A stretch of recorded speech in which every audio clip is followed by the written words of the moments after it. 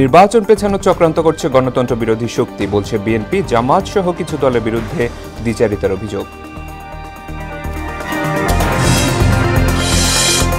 দেশজুড়ে এনসিপির জুলাই পদযাত্রা অব্যাহত, নতুন বন্দোবস্তের মাধ্যমে গণ অভ্যুত্থানে শহীদদের সম্মান দেখানোর প্রতিশ্রুতি।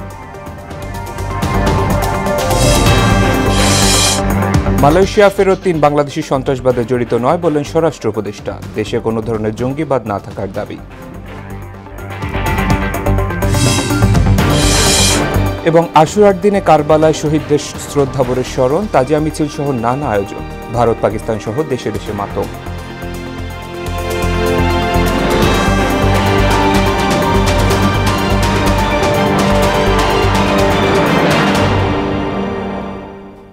আসসালামু আলাইকুম, সবাইকে মোহনা সংবাদে স্বাগত। শুনছিলেন শিরোনাম, সঙ্গে আছি শেখ সাব্বির হোসেন। এবার বিস্তারিত। গণতন্ত্র বিরোধী শক্তি নির্বাচন পিছিয়ে দিতে চায় বলে অভিযোগ করেছেন বিএনপির মহাসচিব মির্জা ফখরুল ইসলাম আলমগীর। বিএনপির কখনো জুলাই সনদের বিরোধিতা করেনি বলে দাবি করে দলের বিরুদ্ধে অপপ্রচারের অভিযোগও করেন তিনি। দুপুরে এক সংবাদ সম্মেলনে মির্জা ফখরুল এসব কথা বলেন। তানজিদ ভুঁইয়ার প্রতিবেদন। জুলাই সনদের ব্যাপারে আমরা অনেক আগেই রোববার গুলশানে দলের চেয়ারপারসনের রাজনৈতিক কার্যালয়ে সংবাদ সম্মেলন করে বিএনপি। এতে দলের মহাসচিব মির্জা ফখরুল ইসলাম আলমগীর অভিযোগ করেন, বিএনপিকে সংস্কার বিরোধী বলে অপপ্রচার চালাচ্ছে একটি মহল। বলেন, যারা জুলাই আগস্টের চেতনা ধারণ করে না তারাই নির্বাচন নিয়ে ষড়যন্ত্র করছে। কয়েকজন ব্যক্তি গোষ্ঠী তারা একটা ভুল প্রচারণা, মিথ্যা প্রচারণা সমানে করে যাবেন, আর সেটাতে তারা মনে করবেন যে জনগণ খুব সাড়া দিচ্ছে। জনগণ সাড়া দিচ্ছে না। নির্বাচনকে যারা বিলম্বিত করতে চায় তারা নিশ্চয়ই গণতন্ত্রের পক্ষের শক্তি নয়, তারা নিশ্চয়ই জুলাই আগস্টের বিপ্লবের পক্ষের শক্তি নয়। সংস্কার কমিশনের বৈঠকে অনেক নতুন নতুন প্রস্তাব সামনে এনে সময় নষ্ট করা হচ্ছে বলে অভিযোগ করেন তিনি। বলেন, রাষ্ট্রের শাসন ব্যবস্থাকে দুর্বল করার প্রস্তাব সংস্কারের মূল আকাঙ্ক্ষার সঙ্গে সাংঘর্ষিক। শত শহীদের রক্তে, গুম খুনের শিকার সহকর্মীদের আত্মত্যাগে, আরও লাখো নেতা কর্মীর অবর্ণনীয় দুঃখ শোকে বিএনপির ঐক্য আরও দৃঢ় হয়েছে। ব্যক্তি কিংবা প্রতিষ্ঠানকে অধিক ক্ষমতা দিলে যেমন ফ্যাসিবাদ কায়েম হয়, ঠিক তেমনি নির্বাচিত সরকার এবং সংসদকে ক্ষমতাহীন করলে রাষ্ট্র দুর্বল, ভঙ্গুর ও অকার্যকর হয়। সংবাদ সম্মেলনে দলের 2 জ্যেষ্ঠ নেতা বলেন, নির্বাচনে আনুপাতিক বা পিআর ব্যবস্থা কোনো বাস্তবসম্মত পদ্ধতি নয়। পৃথিবীর বিভিন্নভাবে এটা কার্যকর হয়। এখন যারা পিআরের কথা বলতেছেন তারা কিভাবে সেই পিআর বাস্তবায়ন হবে এই ব্যাপারে কোনো কথা বলছেন না। অল্প সময়ের মধ্যে সবার সাথে আলোচনা করে মানে খুব গুরুত্বপূর্ণ পয়েন্টগুলোতে, সাংবিধানিক বিষয়গুলোতে ঐকমত্যে আসা যাবে। এদিকে নয়াপল্টনে পবিত্র আশুরা উপলক্ষে আলোচনা সভায় বিএনপির সিনিয়র যুগ্ম মহাসচিব রুহুল কবির রিজভী অভিযোগ করেছেন, জামায়াতে ইসলামী এবং কিছু দল নির্বাচন নিয়ে দ্বিচারিতা করছে। নির্বাচন পেছানোর কথা বলছেন, আবার ওদিকে নমিনেশন দিচ্ছেন।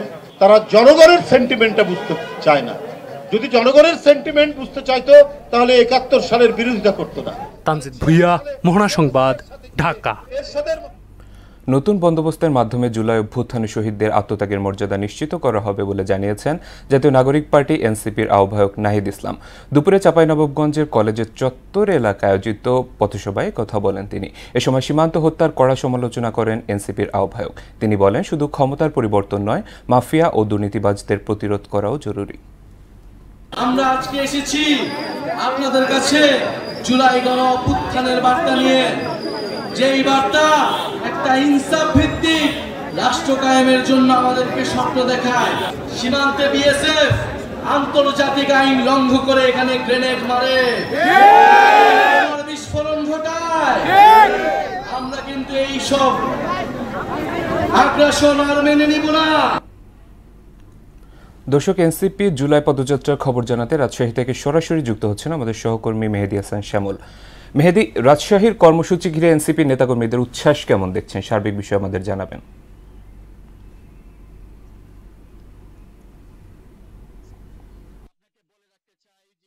রাজশাহীতে আসলে জুলাই যে পদযাত্রা, সেই পদযাত্রা রাজশাহী গতকালকে অর্থাৎ নওগাঁয় যে পদযাত্রা দিয়ে শুরু করে চাঁপাইনবাবগঞ্জ হয়ে এই পদযাত্রা রাজশাহীর অভিমুখে কাছাকাছি চলে এসেছে। এই মুহূর্তে আমি দাঁড়িয়ে আছি রাজশাহীর 0 পয়েন্ট অর্থাৎ সাহেববাজার 0 পয়েন্ট, যেখানে আমি ইতোমধ্যেই আপনাদেরকে একটু দেখানোর চেষ্টা করব যে একটা প্যান্ডেল এবং হাজার হাজার যে সমর্থক, তার এনসিপির সমর্থক, সেই সমর্থকরা কিন্তু এখানে অবস্থান করছেন। এবং এই পদযাত্রা আর অল্প কিছুক্ষণের মধ্যে, আমরা যতক্ষণ খবর পাচ্ছি হয়তো আর 30 মিনিটের মধ্যেই তারা এই সভাস্থলে আসবেন এবং পদযাত্রা এখানে বক্তব্য রাখবেন। আপনি জানেন যে ইতোমধ্যেই এনসিপির যিনি প্রধান অর্থাৎ নাহিদ ইসলাম, সার্জিস আলম এবং হাসনাত আব্দুল্লাহ সহ প্রায় শতাধিক কেন্দ্রীয় নেতৃবৃন্দ এইখানে তারা এই পদযাত্রায় অংশগ্রহণ করেছেন। এবং এই পদযাত্রাকে সাফল্যমণ্ডিত করতে রাজশাহীর আম জনতা, আমি যদি বলে থাকি দলমত নির্বিশেষে সাধারণ জনগণ কিন্তু এখন এই অবস্থানটাকে শোধিত করার জন্য তারা অবস্থান করছেন। এবং পাশাপাশি আমি একটা বিষয় বলে রাখতে চাই, রাজশাহী আপনি জানেন যে গণ অভ্যুত্থানের আগে এই রাজশাহী যে একটি নাম ছিল যে হযরত শাহ মখদুম রূপসী রহমাতুল্লাহ আলাইহির যে পুণ্যভূমি, এই পুণ্যভূমির নতুন মাত্রা যোগ করেছে জুলাই আন্দোলনের পরে আলী রায়হান এবং সাকিব আঞ্জুমের যে শাহাদত বরণ, সে শাহাদত বরণের রক্তের যে দাগ, সে দাগ কিন্তু রাজশাহীকে নতুন আরেকটি মাত্রা যোগ করিয়েছে। আমি নেতৃবৃন্দের সঙ্গে এখানে যিনি আছেন মোবাশ্বের লালটু, আমি মোবাশ্বের লালটুর সঙ্গে কথা বলার চেষ্টা করেছি। তিনি কয়েকবার আমি তার সঙ্গে চেষ্টা করেছি। তিনি আমাদেরকে যেটা জানিয়েছেন যে এই পদযাত্রার মাধ্যমে কেন্দ্রীয় নেতৃবৃন্দ যে নির্দেশনা দিবে আগামী এই জুলাইকে কেন্দ্র করে, আগামী দিনের রাজপথে তারা কিভাবে থাকবে এবং নির্বাচন কিভাবে করবে, নির্বাচনে অংশগ্রহণকারী হিসেবে এখানে দলের পদ হিসেবে কেউ থাকবে কিনা বা কাউকে দেওয়া হবে কিনা, এই সার্বিক বিষয় আসলে তারা আভ্যন্তরীণ আলাপ করে আমাদেরকে জানাবে। তো এই জুলাই যে অভ্যুত্থান বা জুলাইয়ের যে পদযাত্রা, সে জুলাই পদযাত্রার রাজশাহী বিভাগীয় শহর সাহেববাজার থেকে এই ছিল সাবির আমার কাছে সর্বশেষ। মেহেদী, ধন্যবাদ আপনাকে। এবার জুলাই গণ অভ্যুত্থান নিয়ে আমাদের বিশেষ আয়োজন রক্তাক্ত জুলাই।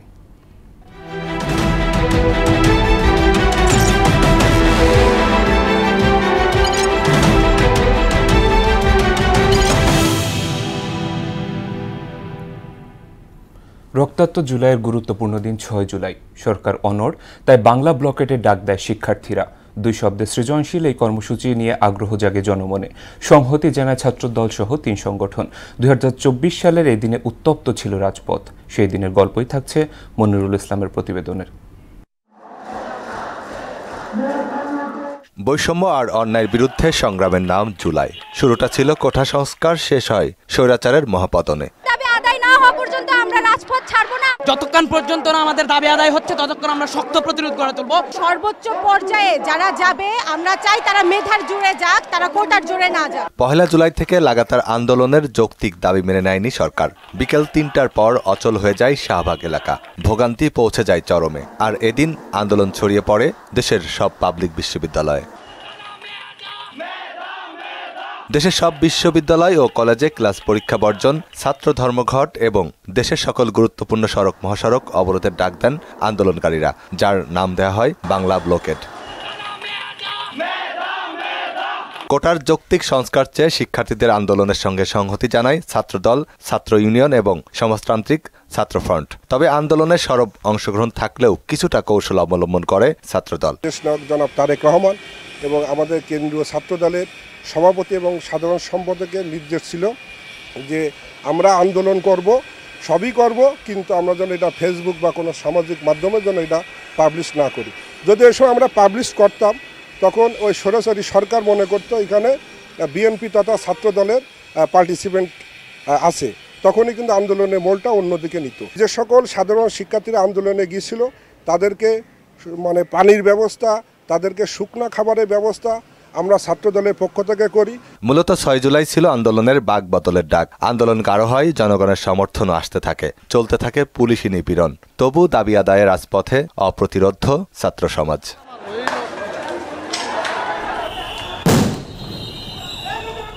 মনিরুল ইসলাম, মোহনা সংবাদ, ঢাকা।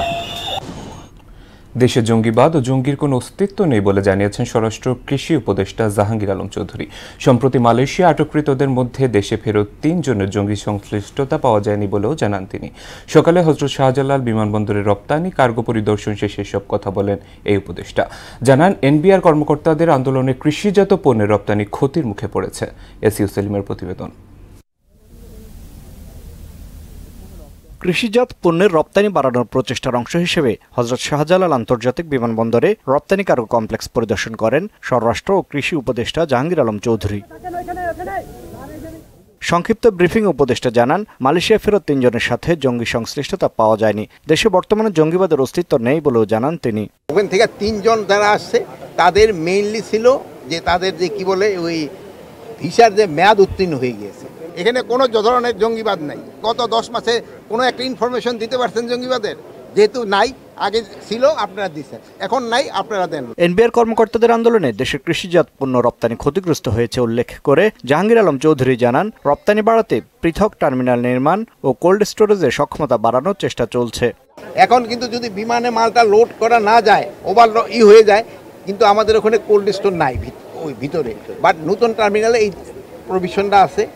এটা হয়ে গেলে একটা সুবিধা হবে। আর আমরা প্লাস এই যে এখানে যেখানে পানের এখানে দেখলেন অন্যান্য সবজি, এখানেও আমরা একটা কোল্ড স্টোরটা আরও বড় করে দিতে চাচ্ছি। একটা আইটেমের উপরেই থাকতে হবে না, আমরা বিভিন্ন আইটেম যেন আমরা এক্সপোর্ট করতে পারি এবং কিভাবে এটা বৃদ্ধি করা যায় এই জন্য চিন্তা ভাবনা করা হয়েছে। পরে উত্তরা পূর্ব থানার সেবার মান ও ইন্ডাস্ট্রিয়াল পুলিশ হেডকোয়ার্টার্স পরিদর্শন করেন স্বরাষ্ট্র উপদেষ্টা। ইউ সেলিম, মোহনা সংবাদ, ঢাকা। শ্রদ্ধা ভালোবাসায় পালন হচ্ছে পবিত্র আশুরা। হযরত ইমাম হোসেন রাদিয়াল্লাহু তাআলা আনহু সহ কারবালায় শহীদদের স্মরণে দেশজুড়ে তাজিয়া মিছিল আয়োজন করা হয়। শোক মিছিলে অংশ নেয় মুসল্লিরা। বলেন, শ্রদ্ধা পবিত্র আশুরা জুলুম ও অবিচারের বিরুদ্ধে রুখে দাঁড়ানো এবং সত্য ন্যায়ের পথে চলার অনুপ্রেরণা যোগায়। আরও জানাচ্ছেন মুনতাসির মামুন। হিজরি 61 সনের 10ই মুহররম সত্য ও ন্যায়ের পক্ষে যুদ্ধ করতে গিয়ে মহানবী হযরত মুহাম্মদ সাল্লাল্লাহু আলাইহি ওয়াসাল্লাম এর দৌহিত্র হযরত ইমাম রাদিয়াল্লাহু তাআলা আনহু এবং তার পরিবারের সদস্যরা কারবালা প্রান্তরে নির্মমভাবে শহীদ হন। কারবালা আত্মত্যাগ শুধু ঐতিহাসিক ঘটনায় নয়, এটি পৃথিবীর ইতিহাসে জ্বলজ্বলে আলোক বার্তিকা হয়ে থাকবে। দিনটিকে সারা বিশ্বের মুসলমানেরা ত্যাগ ও শোকের দিন হিসাবে পালন করেন। বিশেষ করে খালি পায়ে আর কালো পাঞ্জাবিতে তাজিয়া মিছিলে অংশ নেন শিয়া সম্প্রদায়ের মানুষ। আশুরা ঘিরে ঢাকার সবচেয়ে বড় আয়োজন পুরান ঢাকা হোসেনি দালাল থেকে বের হওয়া তাজিয়া মিছিল। এতে অংশ নেন হাজারো মানুষ। সোনালী রঙের ঝান্ডা আর কারবালার স্মরণে বহন করা হয় ইমাম হোসেনের প্রতীকী coffin. Azimpur, Nilkhet, new market সহ বিভিন্ন সড়ক প্রদক্ষিণ করে মিছিলটি। কারবালা অত্যাচারের বিপরীতে সত্যের পথে দাঁড়ানোর সাহস ও শক্তির বার্তা দিয়েছে ইমাম হোসেন রাদিয়াল্লাহু তাআলা আনহু, যা সারা বিশ্বে ছড়িয়ে দেওয়ার আহ্বান জানানো হয় মিছিল থেকে। জুলমের বিরুদ্ধে দাঁড়ালাম, এই শোক মিছিলটা নিয়ে আমরা আজ আশুরার দিন বের হলাম। যে মওলা সেদিন আমরা ছিলাম না, আজকে আমরা আছি, আপনার সেই শোকটা আজকে আমরা পালন করছি। মুহররম মাস সবচেয়ে বড় কথা, শোকের মাস। আমরা এই মাসে শোক পালন করছি যেহেতু নবীর উম্মত। এদিকে মোহাম্মদপুর শিয়া মসজিদ থেকেও বের হয় তাজিয়া মিছিল। মুসল্লিরা বলেন, শান্তির ধর্ম ইসলামকে সমুন্নত রাখতে মুসলমানদের আরো একতাবদ্ধ থাকা জরুরি। আমরা এখন আর ভেদাভেদ চাই না, আমরা সবাই মিলেমিশে মহানবী সাল্লাল্লাহু আলাইহি ওয়াসাল্লামের সুখে আমরা আনন্দ করব, মহানবীর দুঃখে আমরা শোক পালন করব। সেই দিন কিন্তু ইয়াজিদ চাচ্ছিল নবীর বংশকে ধ্বংস করতে, আর এই কারণে সেই দিন ইয়াজিদ সেই দিন পানি না দিয়ে কি দিয়েছিল, সেই 6 মাসের শিশুকে তীর নিক্ষেপ করেছিল। পায়ে কাটা বিঁধে দুজি ধরে আমার রক্ত, তবু হুসাইনের পথে চলবে এই সব হুসাইনের ভক্ত। চট্টগ্রাম নগরীতেও তাজিয়া মিছিল হয়েছে।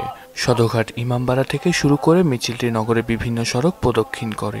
এতে নেতৃত্ব দেন সদরঘাট ইমামবাড়া পেশ ইমাম মাওলানা আমজাদ হোসেন। শোক মিছিলে নারী পুরুষ সহ বিপুল সংখ্যক শিয়া মুসলমান অংশ নেন। বুক চাপড়ে হায় হাসান হায় হোসেন মাতামে কারবালার শোকাবহ ঘটনা স্মরণ করেন মুসল্লিরা। মুনতাসির মামুন, মোহনা সংবাদ। পবিত্র আশুরার আরও খবর জানাতে রাজধানীর মিরপুর থেকে যুক্ত হচ্ছেন সহকর্মী রেজা খান। রেজা, কারবালার শোকাবহ ঘটনার স্মরণে মিরপুরে এই মুহূর্তে কি ধরনের আয়োজন চলছে, বিস্তারিত জানাবেন আমাদের।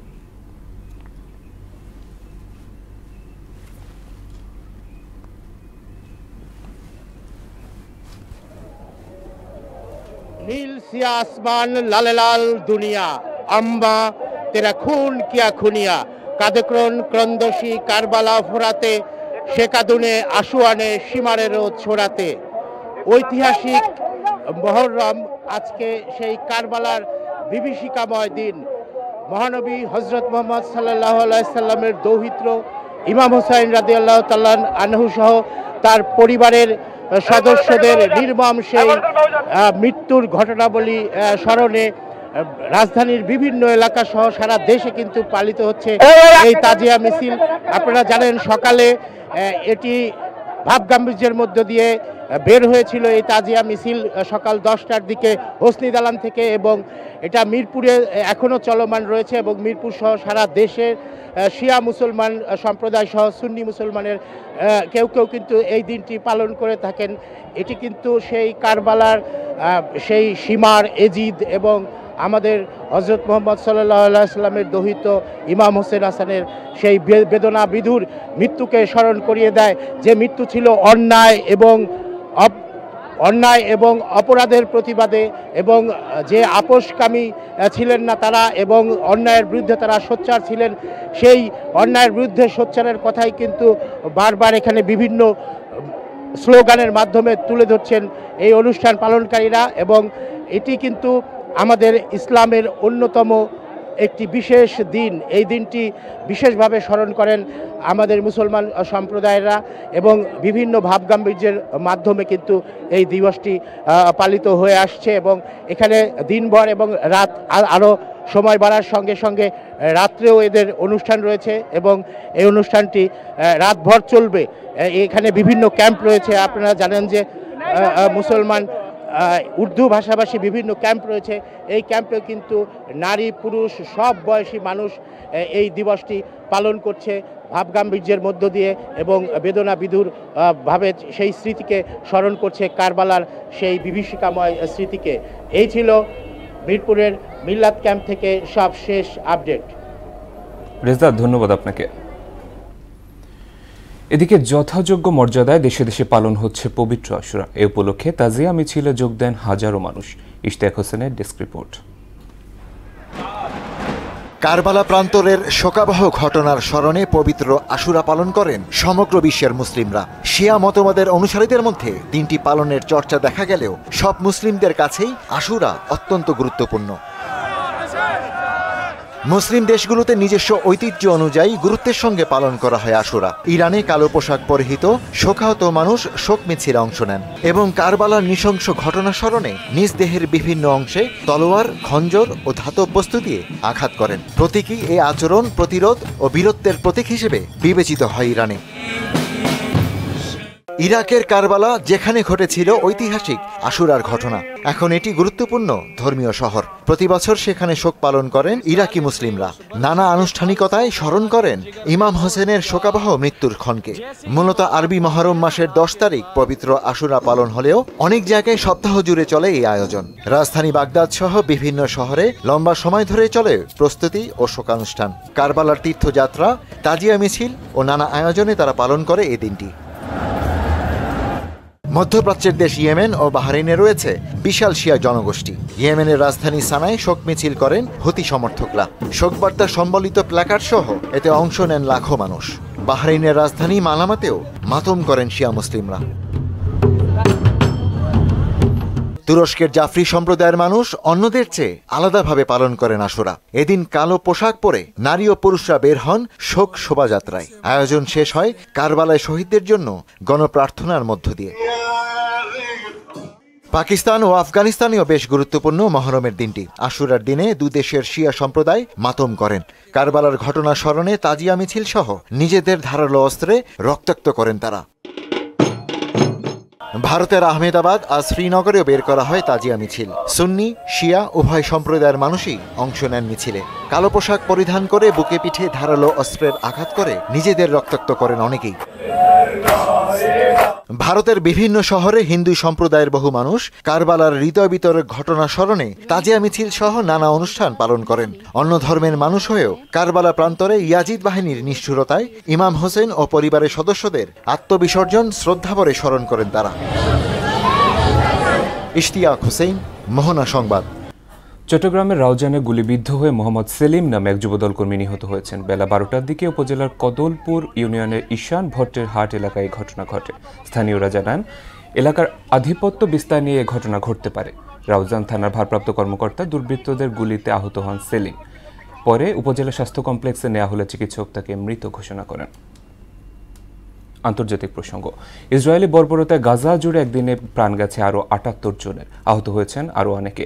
ইসরায়েলি সেনারা গাজার খান ইউনিসে, নুসেরাত এবং গাজা সিটি সহ অন্যান্য এলাকায় হামলা চালালে এসব হতাহতের ঘটনা ঘটে। গাজার স্বাস্থ্য মন্ত্রণালয় বলছে, গত কয়েক সপ্তাহে শুধু ত্রাণ সংগ্রহ করতে যে ইসরায়েলি সেনাদের গুলিতে নিহত হয়েছে ৭ শতাধিক ফিলিস্তিনি এবং আহত হয়েছে আরও ৪,০০০-এরও বেশি। এদিকে সশস্ত্র গোষ্ঠী হামাস এবং ইসরায়েলের মধ্যে যুদ্ধবিরতির সম্ভাবনা তৈরি হয়েছে। গাজা যুদ্ধবিরতি প্রস্তাবের উপর আলোচনার জন্য কাতারে একটি প্রতিনিধি দল পাঠানোর পরিকল্পনা ঘোষণা করেছে তেল আবিব। খেলার খবর, ফুটবল। এশিয়ান কাপ বাছাইয়ে খেলা শেষে রাতে দেশে ফিরছে বাংলাদেশের নারী ফুটবল দল। মিয়ানমার থেকে সন্ধ্যা ঢাকার উদ্দেশ্যে রওনা হবে আফিদা খন্দকাররা। ব্যাংকক হয়ে রাত ১:৩০টায় হজরত শাহজালাল আন্তর্জাতিক বিমানবন্দরে অবতরণ করবে নারী ফুটবল দল। রাতে রাজধানী হাতিরঝিল অ্যাম্ফিথিয়েটারে দেয়া হবে সংবর্ধনা।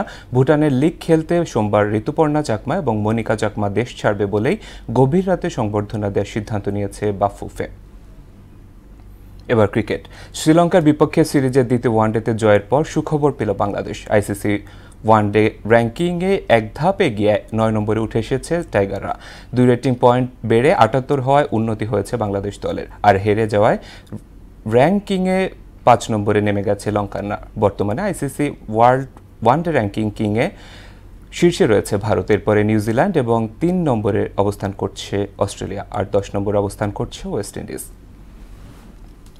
শেষ করব মোহনা সংবাদ, যাবার আগে শিরোনামগুলো আরও একবার।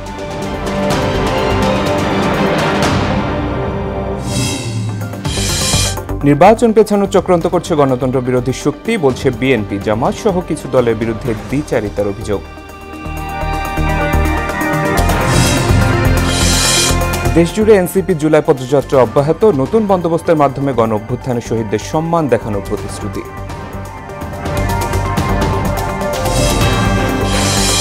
মালয়েশিয়া ফেরত ৩ বাংলাদেশি সন্ত্রাসবাদে জড়িত নয় বললেন স্বরাষ্ট্র উপদেষ্টা। দেশে কোনো ধরনের জঙ্গিবাদ না থাকার দাবি। এবং আশুরার দিনে কারবালায় শহীদদের শ্রদ্ধাভরে স্মরণ, তাজিয়া মিছিল সহ নানা আয়োজন। ভারত পাকিস্তান সহ দেশে দেশে মাতম।